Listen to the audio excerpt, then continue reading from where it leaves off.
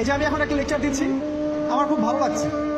ঠিক রাস্তায় যেতে যেতে যদি আমি 8-10টা মিনিট দিকে তাকাই, আমার এই নূরটা উঠে যাবে। রাসূল বলেছেন কিয়ামতের আগে মানুষ জিনা করবে, জিনাকে মানুষ জিনা মনে করবে না, মনে করবে এটা অ্যাফেয়ার, ছেলে মেয়ের ক্রাশ। এখন নতুন শব্দ আসে কি, ক্রাশ। চোখে চোখে কন্টাক্ট হবে, কো এডুকেশনের মাধ্যমে মোবাইল নাম্বার এক্সচেঞ্জ হবে, রাতের বেলা কথা হবে, ফোন হবে, তারপর চা খাবে, কফি খাবে, ঘুরবে, আস্তে আস্তে বেড়ে যাবে, তারপরে ব্রেকআপ হয়ে যাবে।